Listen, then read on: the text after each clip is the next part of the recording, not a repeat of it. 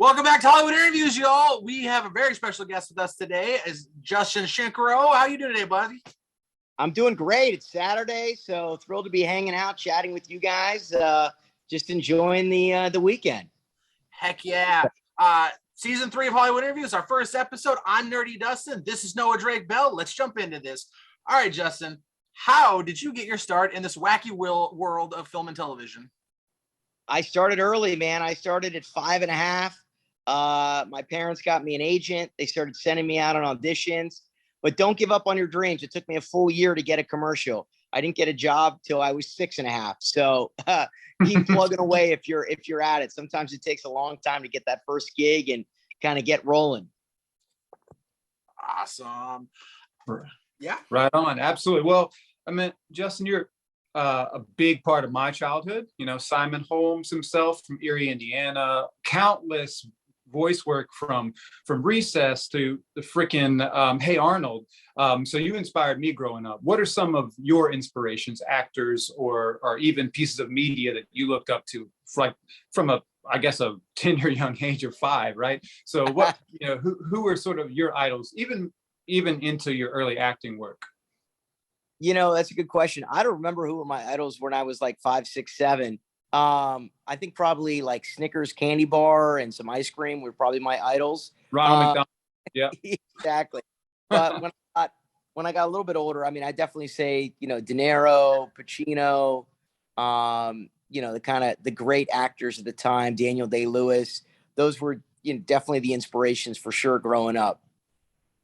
Heck yeah, ours too, pretty much. Absolutely, man. And they're greats for a reason. And people study them, but they can also study actors as well. So the whole thing is connected. But one of my greatest pieces of media that you've ever done is Eerie, Indiana. Came out in the early 90s. My first heartbreak, kind of, where it got canceled when it should have gone much, much longer. I mean, there could have been several seasons. A revival would be the best news ever. If you're like, oh, I'm going to drop a nugget of knowledge on you, we're coming back. No. Because it's a mix of so many great things, man. It's like X-Files for kids and a whole bunch of other stuff. But what an interesting set. So Dustin and I have been on the set of The Righteous Gemstones here recently. And, sometimes things find it, your way into your possession, right? Accidentally, or it was gifted. Did you actually get to take anything home at all from the set of Eerie, Indiana? I wish I had. Yeah, I guess I wasn't thinking really about that. And they're typically like the wardrobe department and the prop department.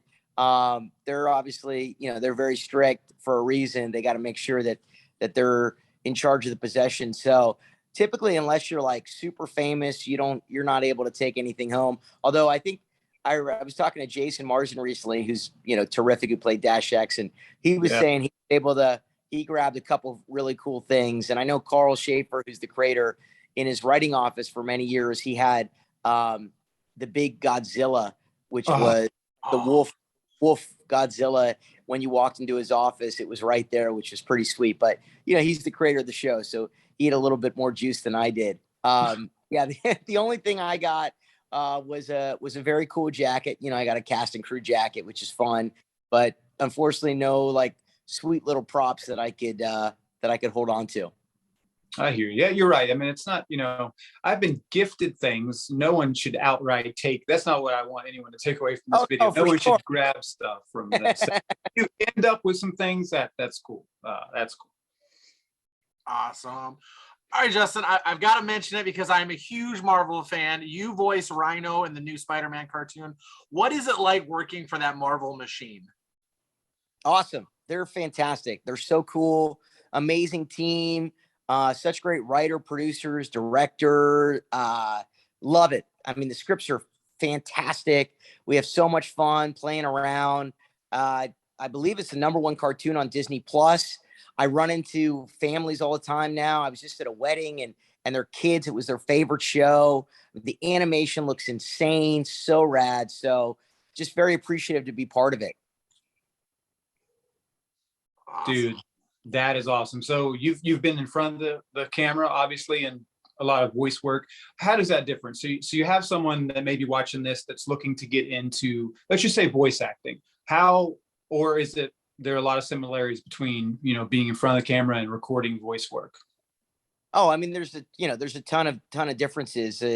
Fortunate for voice work, you don't have to worry about hair and makeup. You're not sitting in a chair for like 2 hours, and it's when you're on set, it's a lot of like hurry up and wait. You're in your trailer for an extensive period of time, and then you're on set for intense moments, and then you're back in your trailer. For voiceover, you go in the booth and you record and you do your stuff, and then you're done. But a lot of people have a misconception that if you have quote unquote a good voice, they get told, oh, I have a great voice, I should do voiceovers. It doesn't matter. I know plenty of people that have quote unquote crappy voices that are amazing voiceover actors and, quote unquote great voices that never work a day in their life. You have to be the main word in voiceover actor is actor, meaning you have to know how to act. So if you're listening to this and you're interested in voiceover acting, I'd recommend first get into acting class and take improv and really, maybe stand up, really work your acting chops. And then, at the same time, concurrently, you can get into voiceover work, but you're not going to work as a voiceover person until you know how to really be a fantastic actor. That's just the way it is. And it's hyper competitive, like insanely competitive. There's every celebrity is in the game. They've been in the game for many years now because, it's so easy to do and it's so fun. And obviously they do very well financially. So if you're just starting out, you got to grind, you got to work really, really hard, and you better be a very good actor if you want to make a living doing voiceover work. That's my 2 cents. That's absolutely excellent advice, actually. I'm going to piggyback off the whole thing is, so when you, just like a regular actor prepares for his role, so when you're doing something like the voicing the Rhino, what is your preparation like? Are you reading comics? Are you sort of going in with just a fresh take? Yeah, I mean, my prep for Rhino is, obviously reading the script, going over it, figuring out what Rhino's motivation is, what's he doing in the scenes, who's he talking to, what's his plan, all that kind of fun stuff, kind of the acting work that you do. And, and then being ready to just let it fly and have fun when you're recording and, take direction from the director and improvise a little bit and have some fun. Right on. Absolutely. Yeah. Again, great advice. So Justin, revivals are the new big thing in Hollywood right now. If they were like, we're bringing back Eerie, Indiana, or we're coming back with Hey Arnold or Recess, are you jumping on board? Would you jump on board? No question about it. 1000%. I would be there. I actually was trying to get the rights for Eerie for many years. I flew to New York because Hearst Entertainment owned the rights, and was trying to get the rights from them. First off, I was hoping that they would reboot the show, and then they weren't on in the television industry anymore. So they're like, we're not doing TV. So I was like, look, can I get the rights? And never made it happen. And then they sold a big library to Lionsgate. So Lionsgate owns the rights to Eerie, but we went in, Carl and I actually went in to pitch them a reboot, and they were all about it. Went all the way to the top executive at Lionsgate, but then they just didn't pull the trigger. And now they kind of say that because Stranger Things is a big hit and that's on Netflix, and that's very, very kind of similar to Eerie, that they'd have to wait till Stranger Things went off the air to even consider doing an Eerie thing. I don't buy it. It's a bunch of nonsense because you see a million shows that are similar all the time. How many doctor shows are there? How many lawyer shows are there? Right? Stranger Things just proves out the model that it's actually a great time to do kind of a peaks for kids. They've proven the model, like people absolutely love the show. So unfortunately, as much as I'd like to reboot Eerie, I've been working on it for years. I'm not in control of the IP, so I don't get to make the decision on making it happen. I wish, the fans obviously are incredibly important. Like just doing this is great because fans are the ones that make a decision on whether a show is going to be brought back. I mean, I don't know if Family Guy many, many years ago was canceled after, I think it was 1 or 2 seasons. Fans brought it back. It's happened many times with shows in recent history. So it'd really be up to the fans to try and make this show come back.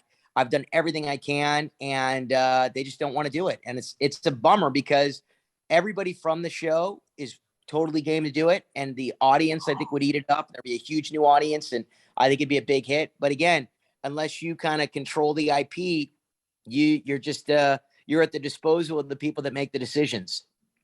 Yeah, We need a hashtag. That's what we need. A hashtag for it, because that's how we got the Snyder Cut too. Let's get on Twitter. We'll come up with something, because I want this to happen so freaking bad, man. Like awesome. I could just go on for 17,000 hours telling you about the 19 episodes of this show, how much I love it. So let's get that train going for sure. You guys do it. I'll retweet it. I'll fire it off to people and get the train. Let's create you got to create a movement. We really do. It's such a fantastic show. And yes, it would get a new audience, and Stranger Things is so huge that this would be, it would, you would definitely get that audience as well. It's such a fantastic show. It's crazy to think that they don't want to bring it back right now. That's so weird. I know. Trust me. I've banged my head against the wall for years now. Yeah. I mean, many, many years.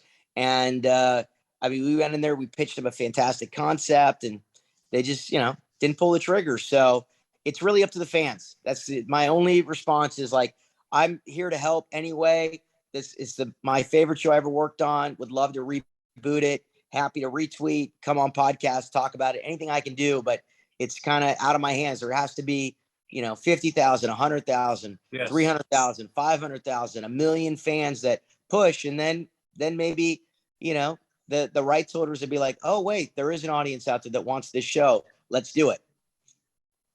Hell yeah. And the fact that the cast wants to come back and do it, that's huge, because a lot of times that is something that stops the show from coming back, is because the cast doesn't want to do it. The cast and the creators. I mean, Carl has gone on to create Z Nation, which was a big hit on Sci-Fi, Black Summer, big hit on Netflix. He's created many shows. Jose Rivera, the other creator, is very famous. He became pretty much the most famous playwright originally from Puerto Rico. Has had shows on Broadway. Is Oscar nominated for Motorcycle Diaries. Writer on a Showtime series. So people have gone on to do huge things. And so Eerie would come back with a whole new voice, a whole new probably a lot darker, a lot scarier, a lot more fun. I mean, but the original show is sensational. So let's bring it back. And it ends on such a cliffhanger. The whole thing, it needs to be wrapped up. So, a reboot would be great. A continuation, even better, because there's so much story that could continue on to a new generation. And that's what this whole thing's about, right? All these reboots and remakes, they're nostalgia for the people that lived in the time, but it's also saying, hey, my kids can enjoy the things that I enjoyed. So that it's just a natural built audience. And the thing is, it comes down to money when it comes to executives. So they see the people, they're like, okay, now we're going to make some money off this thing. That's right. Because I mean, candidly, they just don't feel that Eerie has enough fans. I mean, they're like, 20,000, 50,000 fans.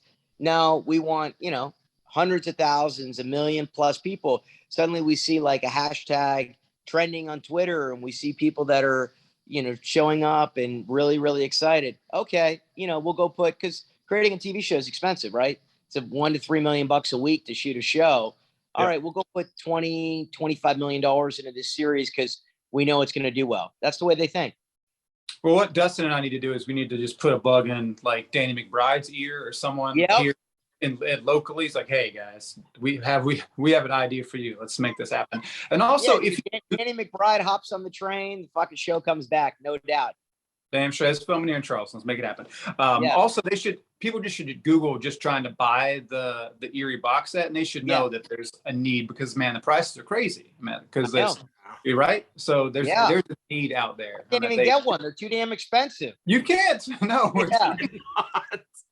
I have mine that I bought way back when. It's one of my most treasured possessions ever. I'm actually gonna post a picture of it on Instagram, and maybe that's where I'll start doing the hashtag stuff.